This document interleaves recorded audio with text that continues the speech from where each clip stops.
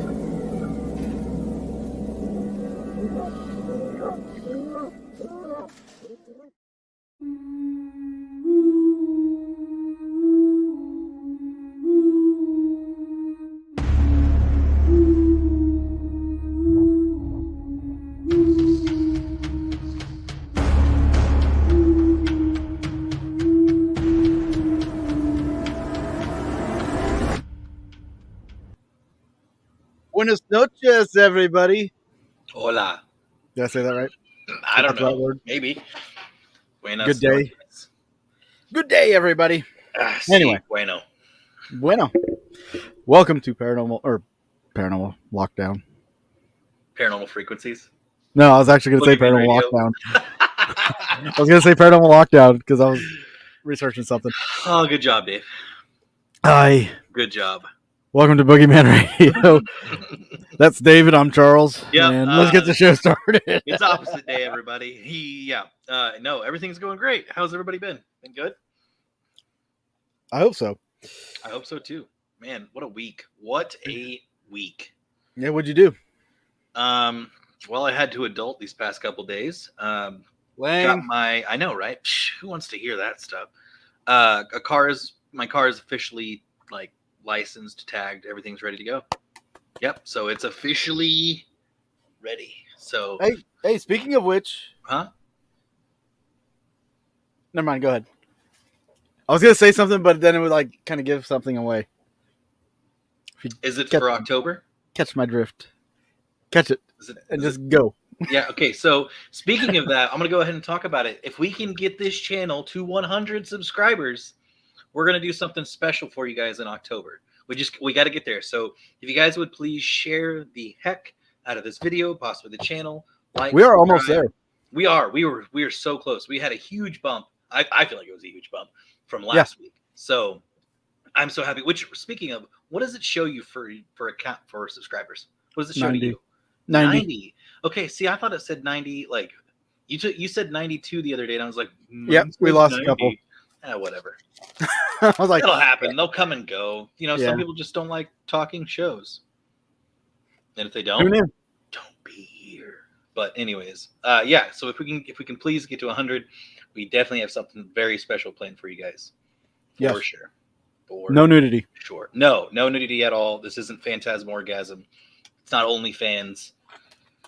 Anyways, Although you never talked know. about.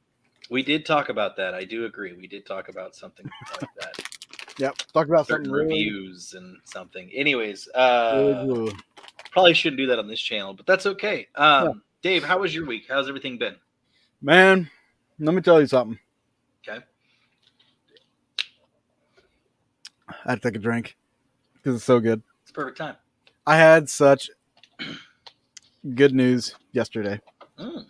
I can't fully share it on here, of course, but I will say it has something to do with the film. Ooh.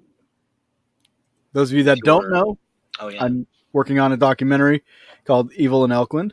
And I had some news from different pieces of news, and everything. Some things are starting to, gel together, starting to click, starting to roll. Yeah. And it's got me fired up, man. Like, it's got me fired up. I cannot wait. I know you told me, but I mean, like, Yeah, it's so I huge. can't wait. So, real quick, I'm going to throw out my trailer. Yeah, go for it. It's a good time to plug it. I'm just going to plug it for you guys. Yeah.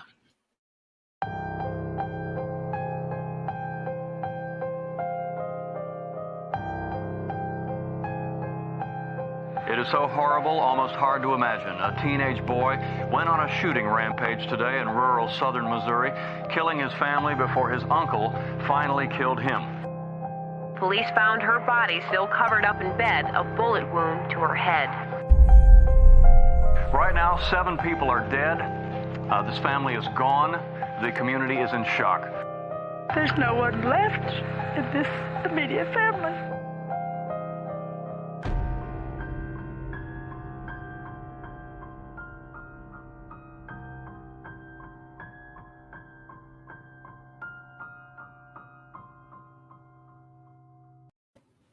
So, I can't wait.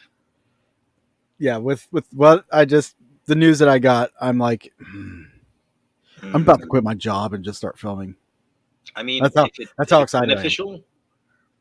Well, I'll tell you this: with my other 2 films, Mm-hmm. I quit my job just to go film those. I thought I remember you talking about that. Yeah, like once before, but yeah. The first one, I said, screw it all. I'm taking a chance. I'm going to do this. So I did it.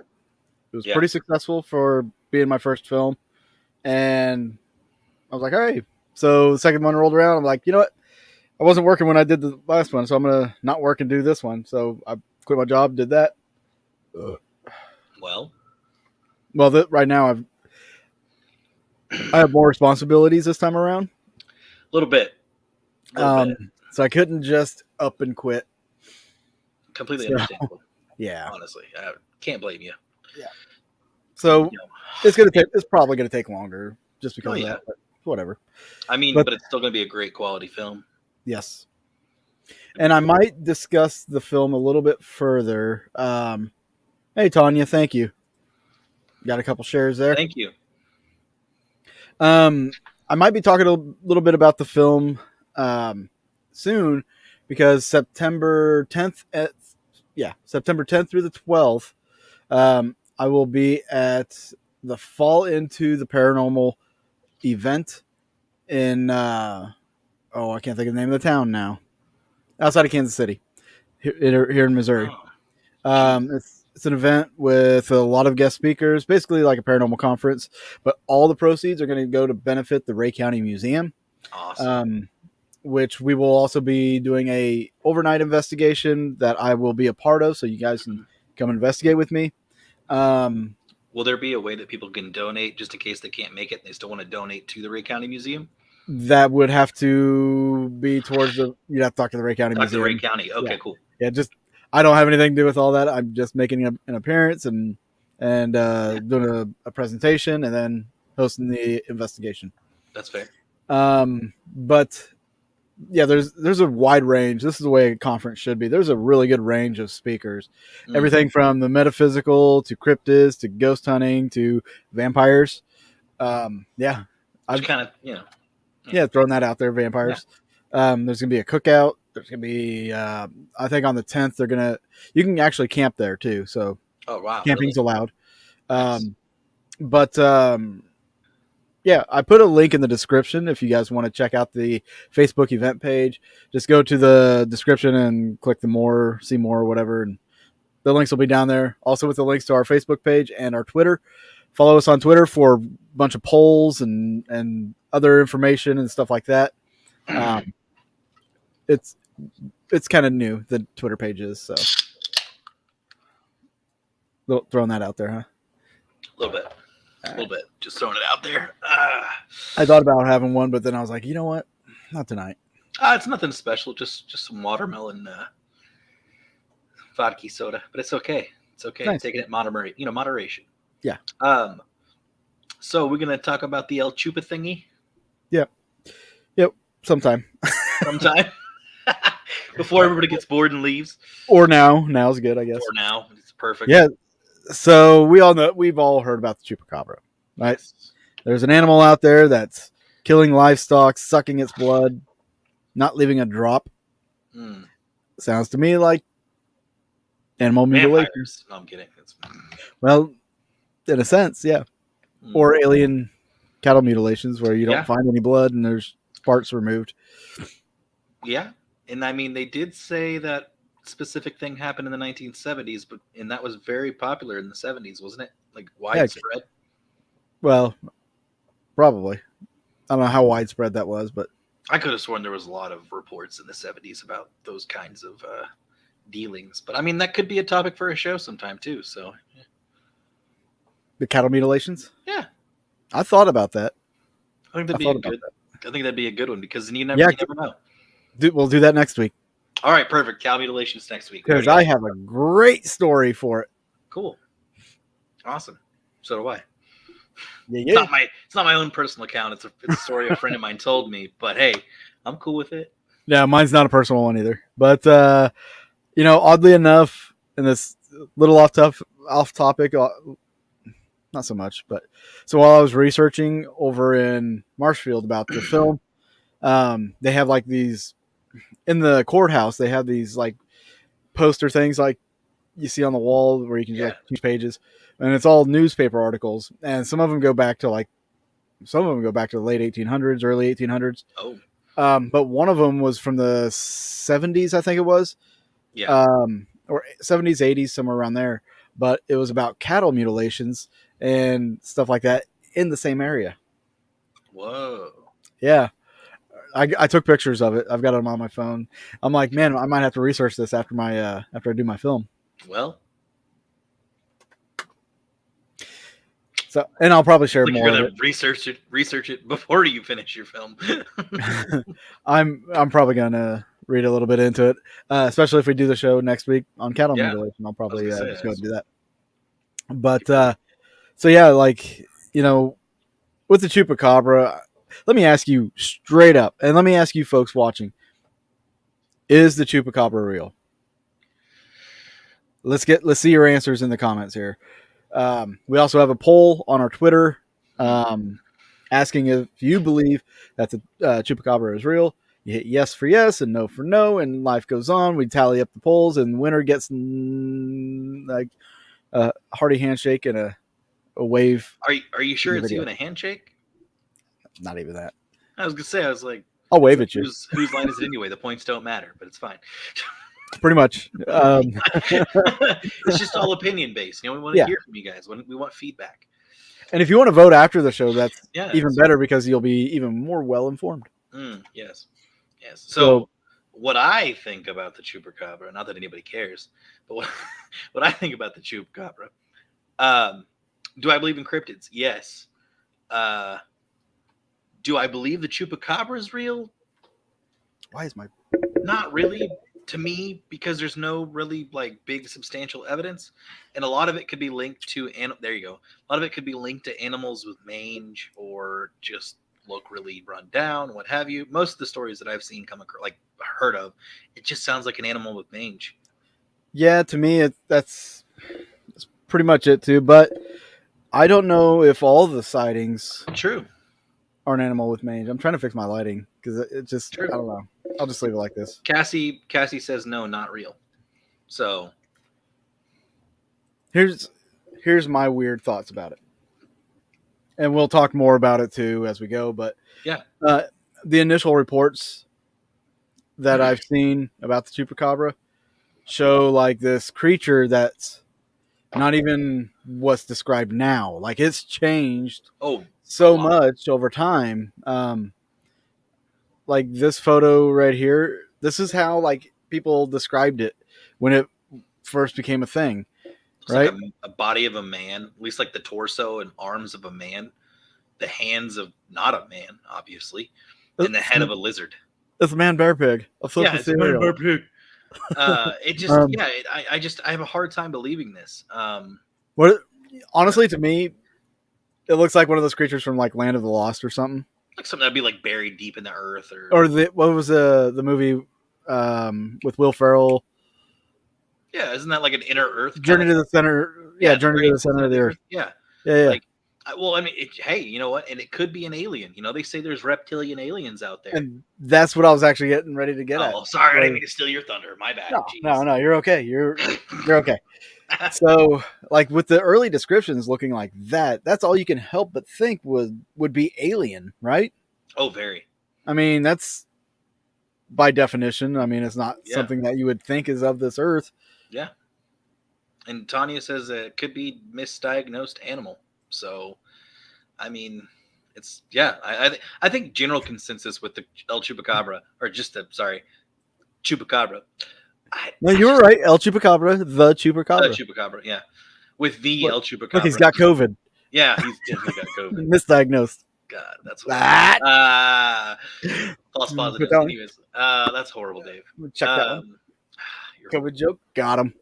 God, you can't have a podcast without doing COVID jokes nowadays. Soon we'll be seeing jokes of the Middle East. I mean, whatever. I've already seen them. Yeah, so have I. I know it's bad. I saw a T-shirt that was so wrong, but in my depraved, morbid dark mind, sense of humor. Yes. oh, like crap! I laughed a little bit. I've got dark sense of humor too, man. It's fine. I completely understand. I mean, it's like the dead baby jokes. If you can't laugh at a dead baby joke, we can't be friends. Sorry, I know it's horrible, but anyways, yeah. I do believe that the Chupacabra is more of a just could have been made up kind of thing. You were worried about me. What? Just What? What was I worried about? What? You're worried about me, like offending people with the COVID thing. You're talking about dead babies over there. It's not what you think. It's not what you think. Oh, all right. So anyway, let's go ahead and get into some of these articles and stuff that we pulled Tanya up. laughed. Anyways, yeah, let's talk about the articles.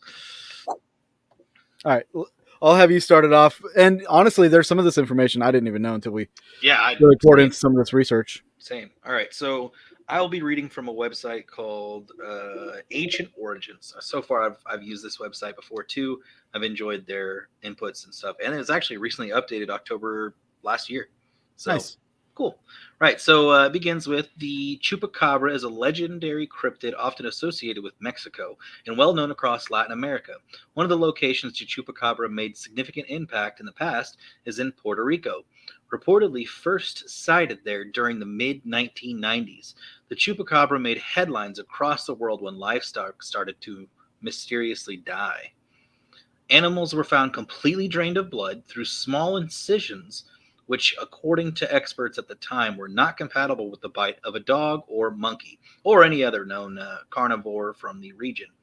More than 200 Chupacabra sightings were reported on the island in 1995 alone. Yet, as quickly as the cryptid sightings started, they stopped, leaving behind a trail of questions.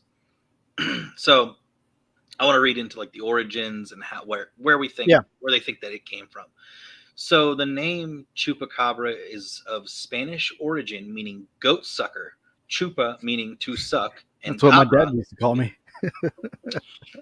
Goat sucker. That just. Or maybe I misheard him. Is your dad from the Middle East? No. Sorry, I couldn't help. Anyways, and cabra meaning goat, which is in reference to how the cryptid allegedly attacks its prey. So it's interesting how they like narrowed it down to just goats and not like other animals. But I mean, I guess goats are pretty popular down in Puerto Rico. Yeah. Right? Okay, goat farms and stuff like that. You know, just thinking about it, I don't think I've ever seen like any video or film of like regular cows or anything like that. Nope. I'm sure they have like oxen, maybe like bulls or something. I don't know. All right. So the phenomenon of the Chupacabra has been associated with Vampiro de Mocha, from February 1975, when a Puerto Rican legend tells of 15 cows, 3 goats, 2 geese, and a pig that were found with puncture marks in the Roca Barrio suburbs of Mocha. Later, autopsies showed that the blood had been drained from their bodies completely. The incident made headlines, and police blamed the animal's death on stray dogs. When a cow was found dead with similar marks on its skull, a newspaper phenomenon called it El Vampiro de Mocha. Huh. The vampire of Mocha. Okay. I know a little bit of Spanish. It sounds like a Starbucks drink. Right? Around Halloween El time. Vampiro de Mocha. It's like, so is it like a bloody mocha drink? So would it be like a bloody, like mocha flavored drink? Probably. Like a raspberry flavoring. Well, I wouldn't say raspberry and mocha would go good together. Actually, berries and chocolate do pretty well together. I do have to say that. But I was thinking more of maybe like a red velvet style, like if they were trying to like recreate like a red velvet cake drink or something. But I digress. I digress. Anyways, next week on our cooking show. Yeah, right.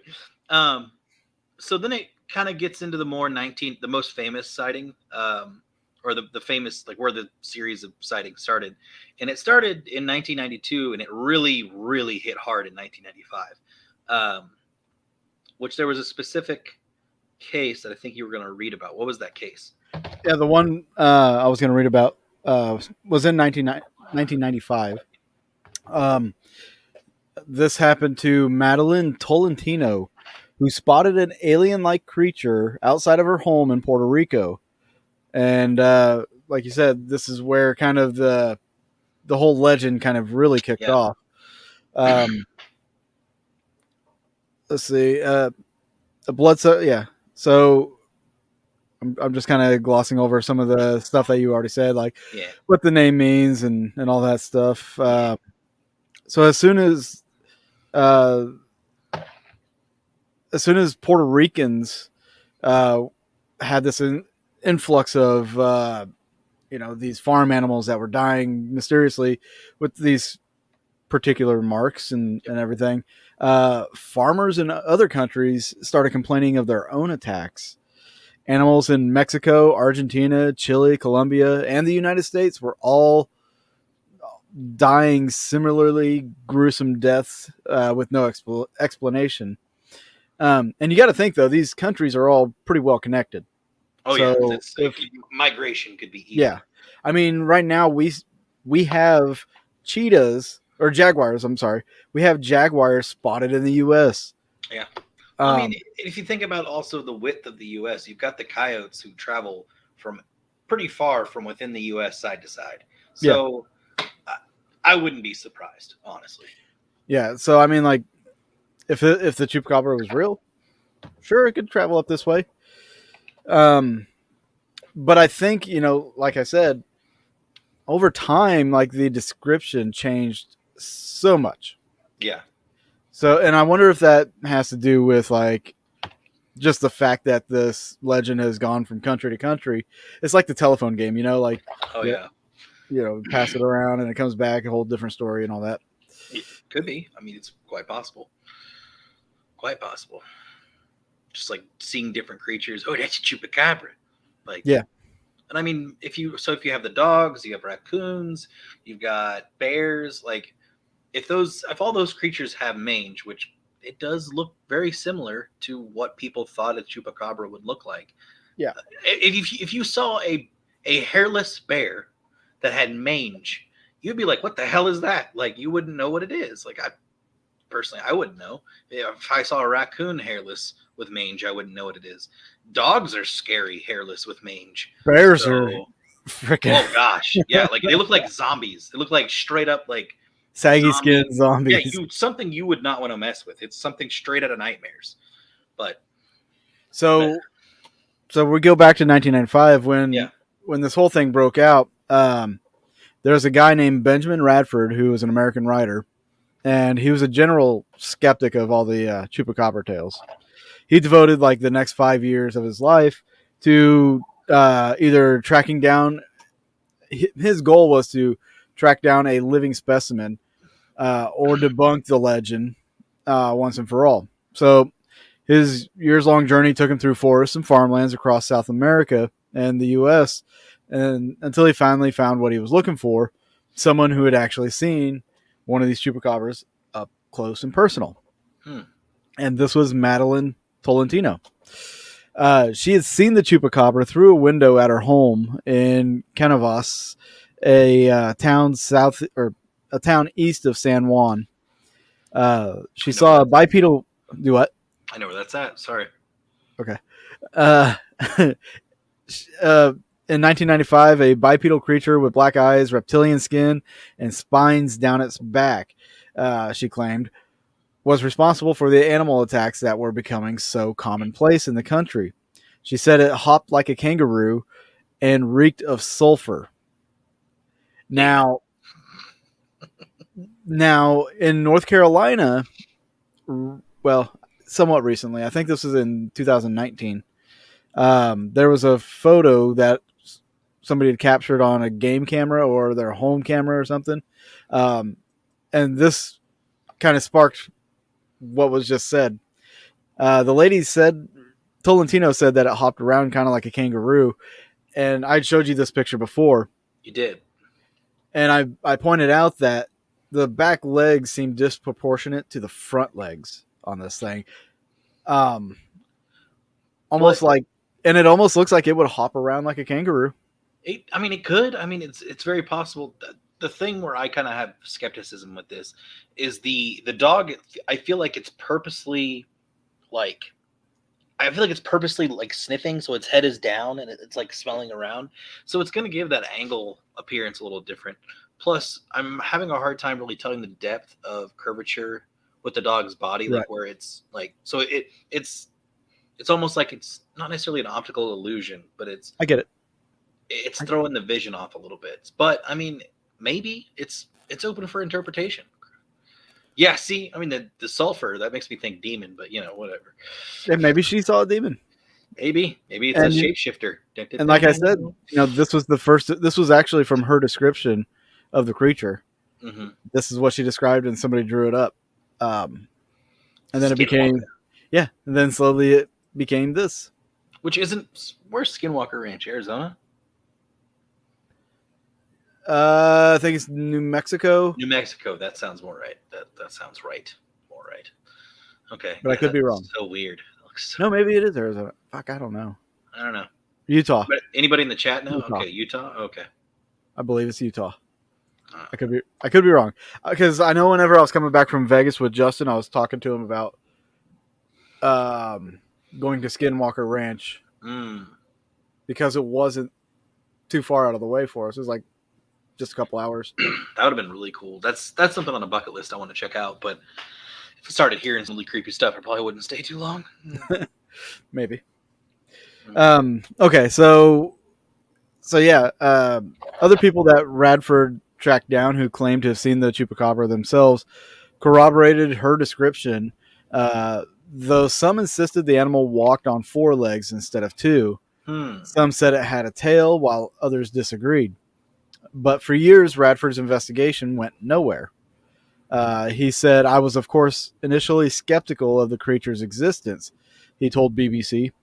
"At the same time, I was mindful that new animals have yet to be discovered. I didn't want to just debunk or dismiss it. If the Chupacabra is real, I wanted to find it." So soon, another version of the Chupacabra, either a distant relative or an evolution, began to emerge. This version was much easier to believe. In place of the reptilian scales covering its body, this new Chupacabra had smooth, hairless skin. It walked on all 4s and definitely had a tail. And it almost looked like a dog. For years, Chupacabras were only the stuff of folklore and internet conspiracy theories, and then came the bodies. In the early 2000s, in Texas and elsewhere in the southwestern United States, people started finding dead bodies resembling the Chupacabra's description. Hairless, 4-legged creatures with burnt-looking skin. About a dozen have turned up since then. Farmers and ranchers called the authorities, having no idea what these creatures could have been, but it turns out the answer was pretty simple. They were mostly dogs and coyotes. The reason these animals get identified as Chupacabra is because they've lost their hair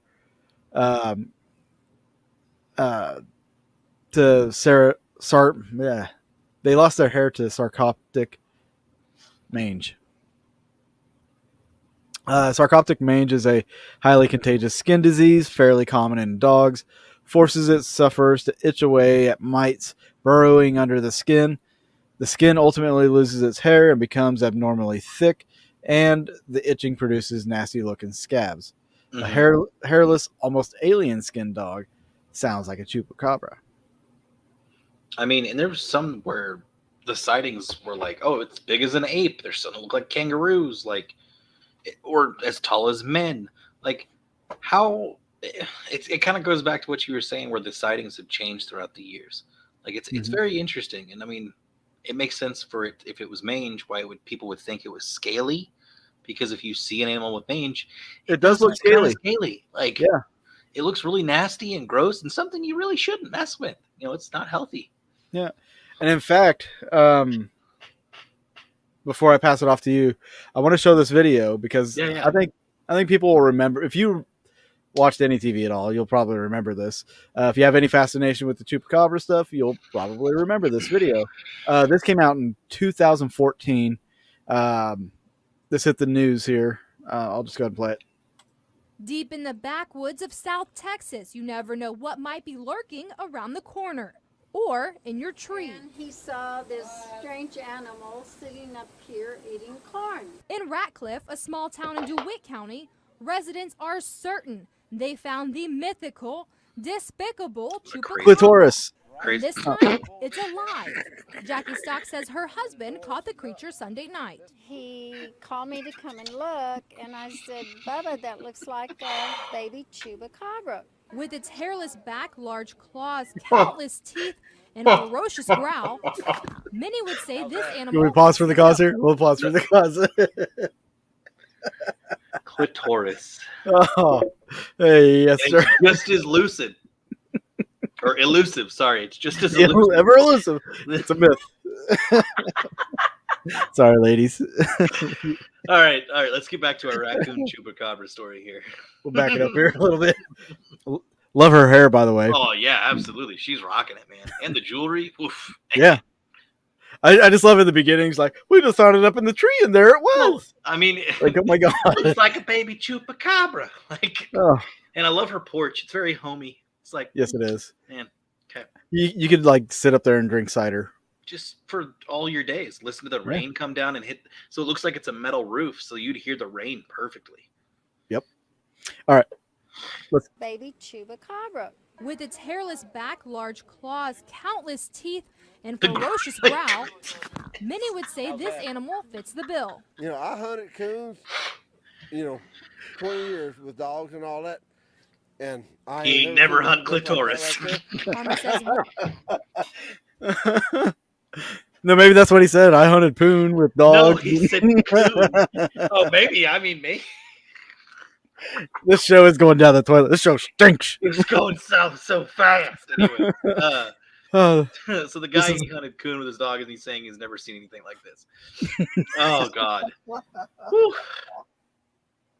Oh, this is great. Okay. Is it hot in here, or is it just me? I am getting pretty warm. Better turn that AC down.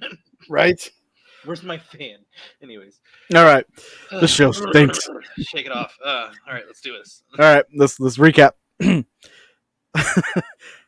I'm not gonna say it. Stop laughing. From now on, I will never refer to the chupacabra as chupacabra. It's not gonna be clitoris.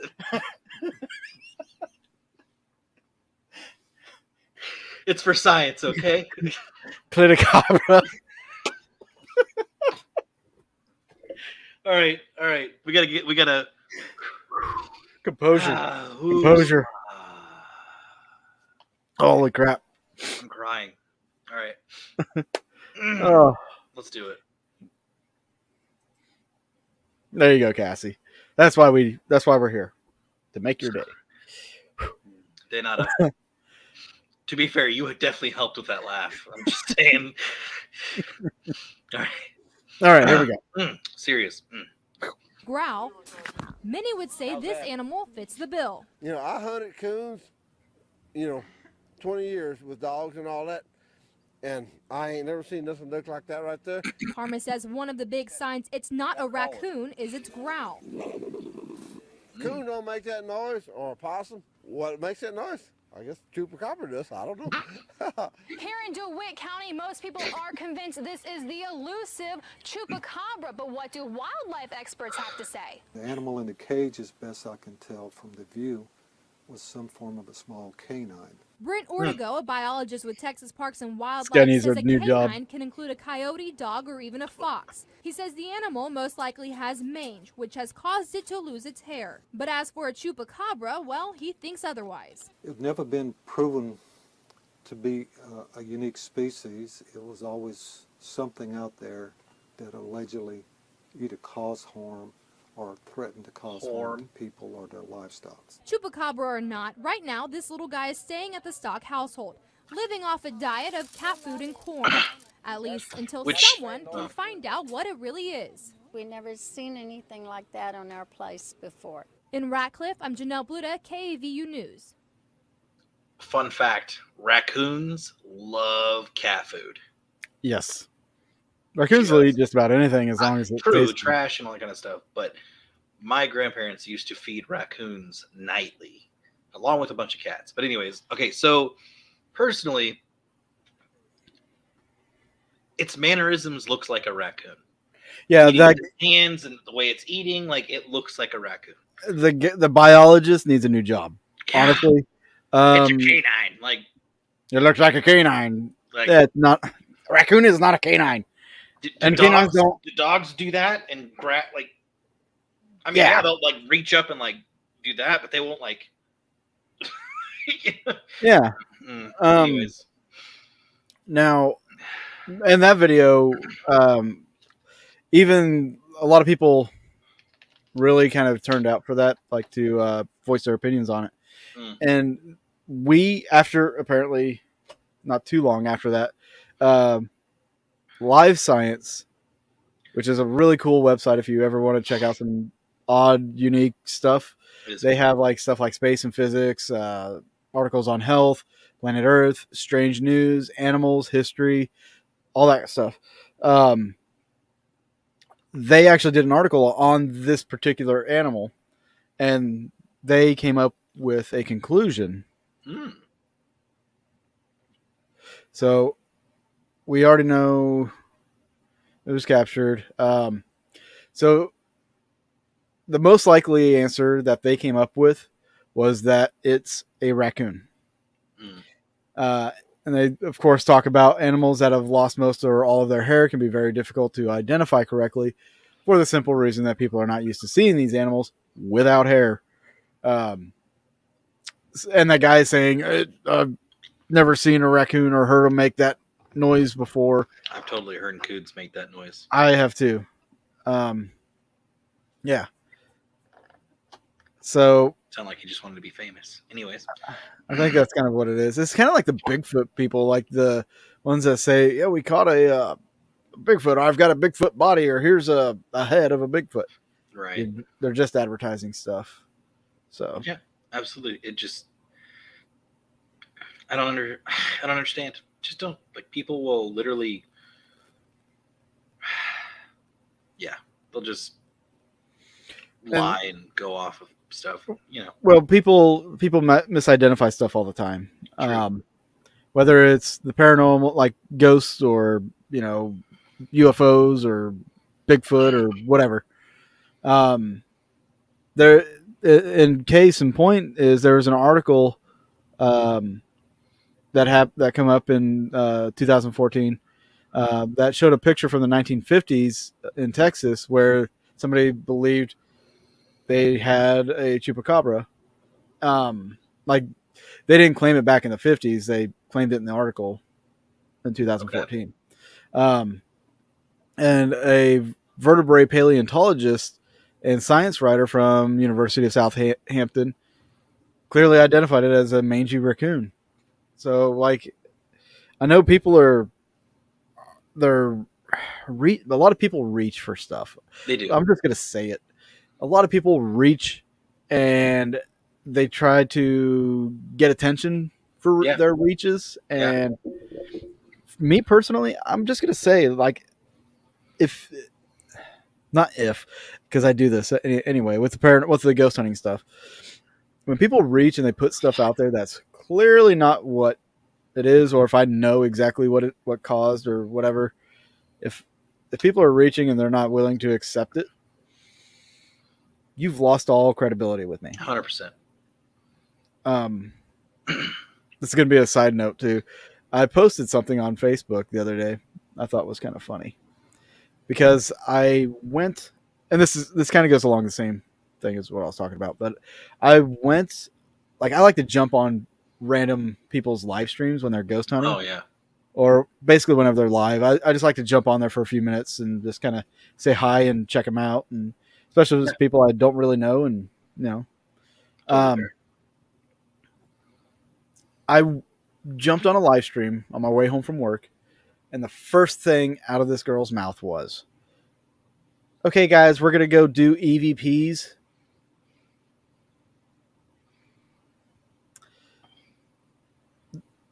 That didn't set well with me, because you don't do EVPs.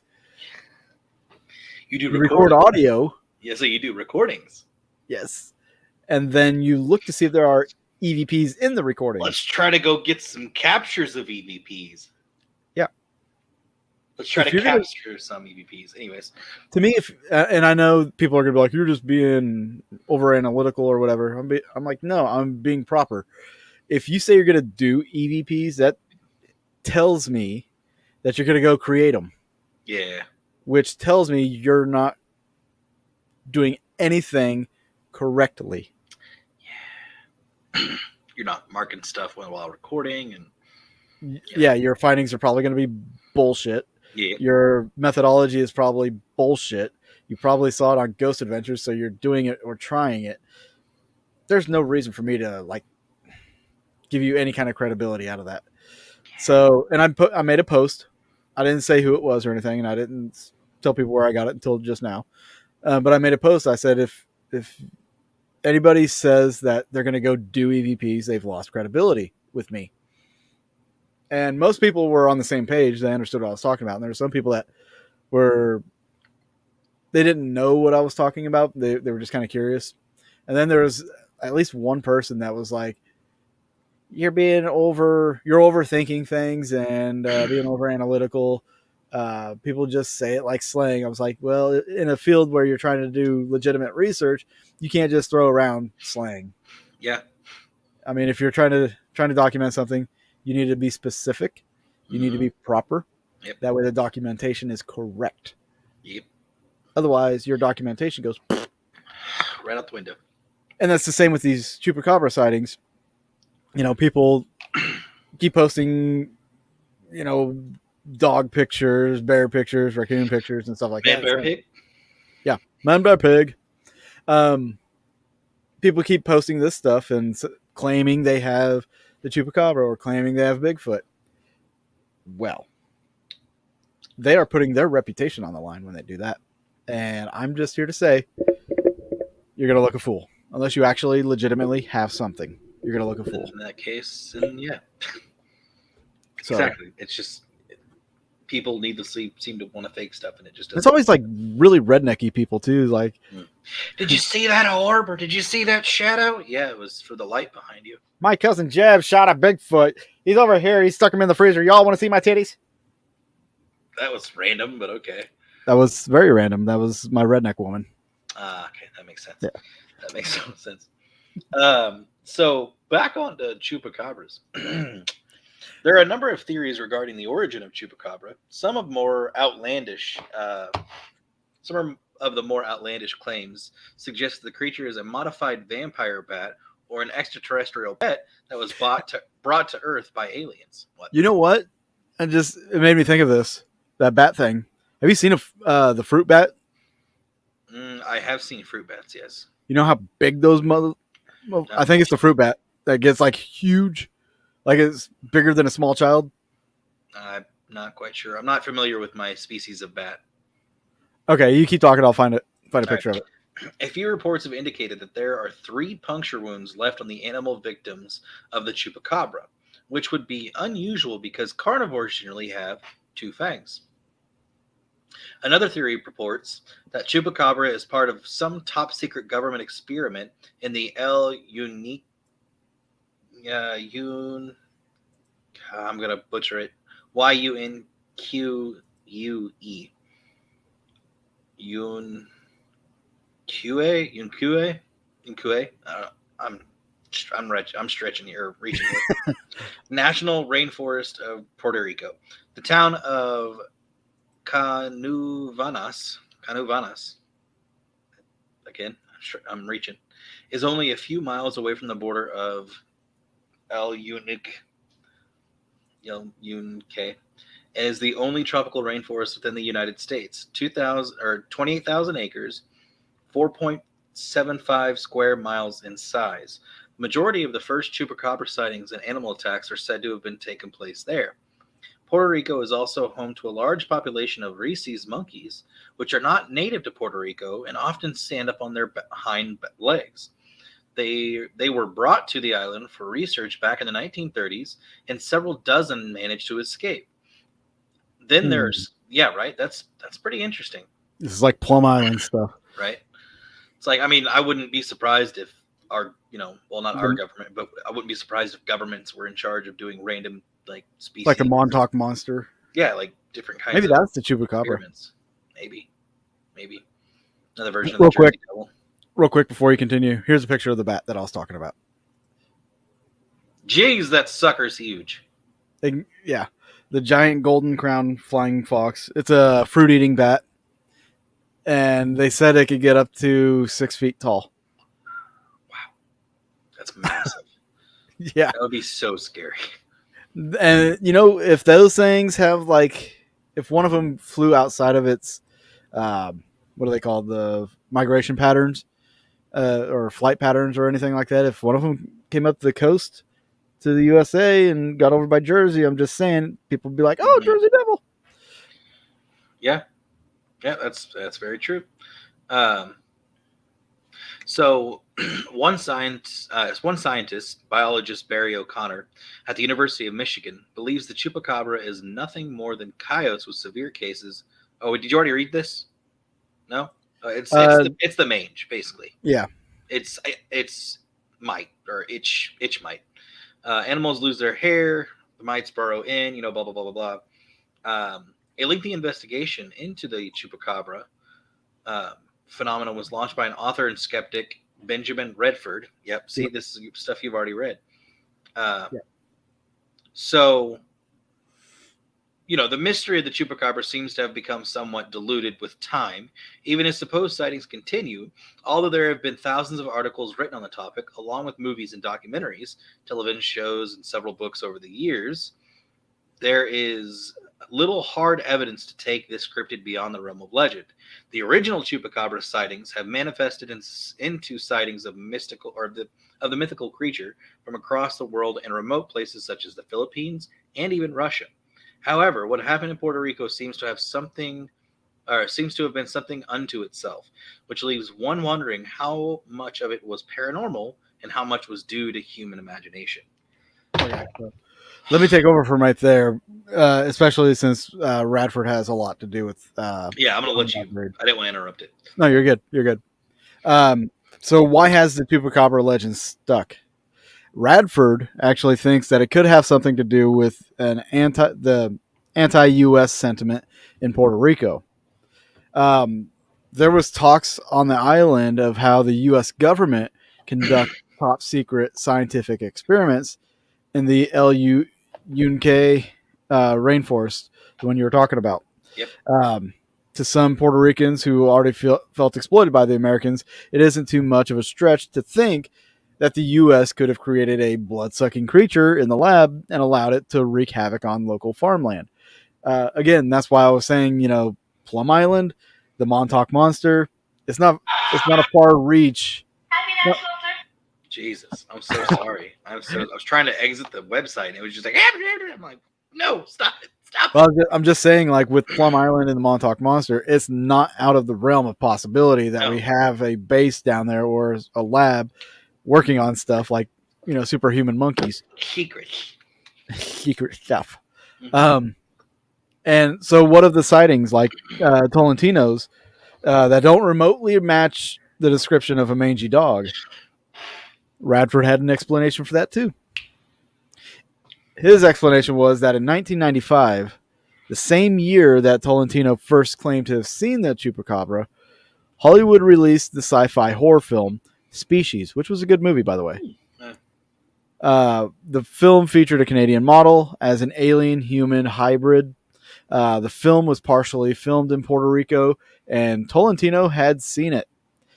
It's all there. She sees the movie, then later she sees something she mistakes for a monster, Radford said, and thanks to a newly popular internet, the legend spread like wildfire. But still, every now and then, a goat in Puerto Rico will go missing, and the town will be buzzing with those who have claimed to have seen the legendary Chupacabra. Mm. I don't know if I buy the fact that she saw a movie and that. I do, you were hinting at something earlier based on the descriptions. What if she had a supernatural experience? Like alien? Like demon. Oh, demon. Okay, I mean, possible. A demonic experience. It's very possible. I Especially mean, huge. Think about it. Like the goats are the ones that mainly have been dying. Goats? Yeah, the goats were the ones that were mainly dying. She had her goats die or sacrificed, and saw this creature. What were the other people on the island doing? Was there anybody that lived near her that was performing rituals or doing any kind of things like that? Devil worship? Which, isn't there a lot of that down there? A lot of mystical stuff down there? Mystical stuff. I wouldn't necessarily call it devil worship, but that's fair. There's a lot of stuff that comes out of that area. True. So when I say mystical, like voodoo and yeah. So maybe these first sightings of this alien-like creature could have been a demon that again got misinterpreted or misidentified, and then of course, how do you identify a demon if you've never really seen one? Right. It's yeah. Or could have been aliens that they saw. Yeah, I mean, that's something I was talking about too with you earlier. Like, it could have been they said that there's the reptilian aliens. So that picture looked pretty alien-like to me. It looks pretty reptilian too. I mean, yeah, it's a la Journey of the Center of the Earth. Yeah, that's spot on right there. Honestly, it does look like an old 1950s sci-fi film. Yeah, creature. Yeah. So I mean, maybe there was some influence there. Maybe. Quite possible. But I mean, the mystery of obviously the El Chupacabra, of El Chupacabra, will continue to baffle and probably strike fear into some. I mean, especially if you're down that area and you randomly come across something that you have no idea what it looks like, or right, what have you. But it's just like everywhere has theirs, like some sort of cryptid or like some mythical beast, what have you. And that's Mexico, which I'm sure there's more, or that's Puerto Rico. Sorry, I'm sure there's more throughout different areas. But oh yeah, it's a very interesting topic. But I don't think it's real. I don't think like logically, I don't see the traditional depiction of a chupacabra being a real thing. But could there be some animal hybrid of something out there? Anything's possible. Yeah. I think it's kind of like the whole Slender Man thing, but before the internet, Yeah. Ooh, let's start some legends to scare some kids. Yeah. I mean, don't go out at night. There's El Chupacabra out there. It'll probably get you, mistake you for a goat, and kill you. Because I know there are some cultures that would tell their kids not to go into like the woods or something. Don't go in the woods because there's something in the woods that will get you. Yep.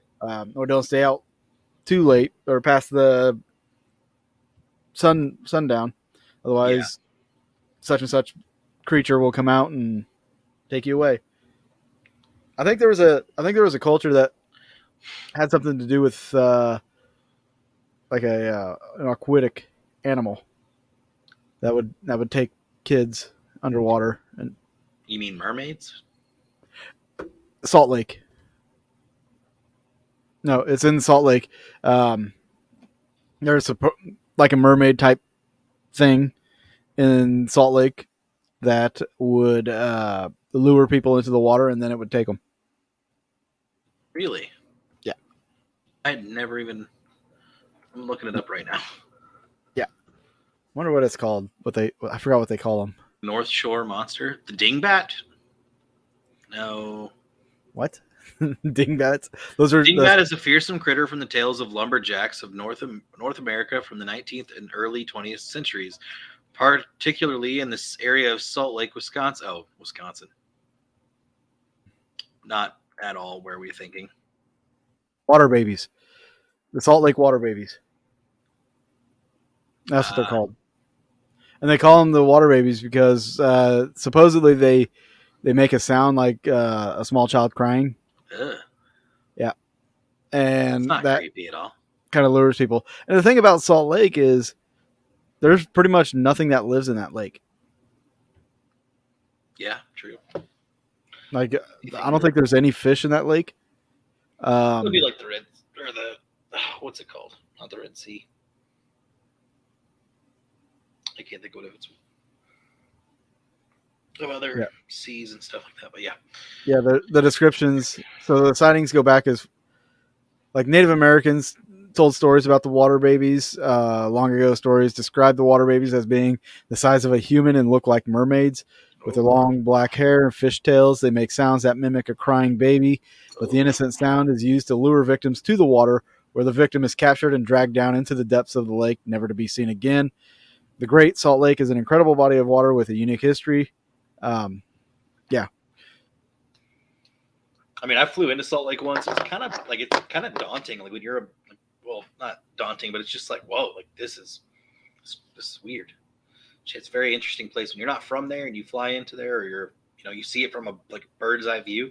It's really interesting. It's very different.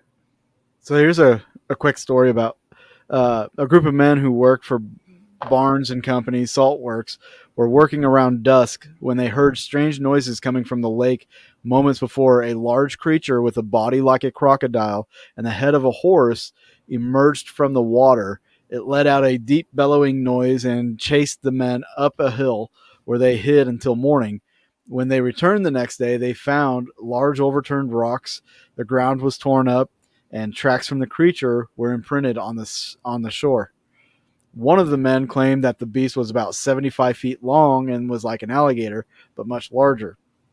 And there are stories of monster sightings too.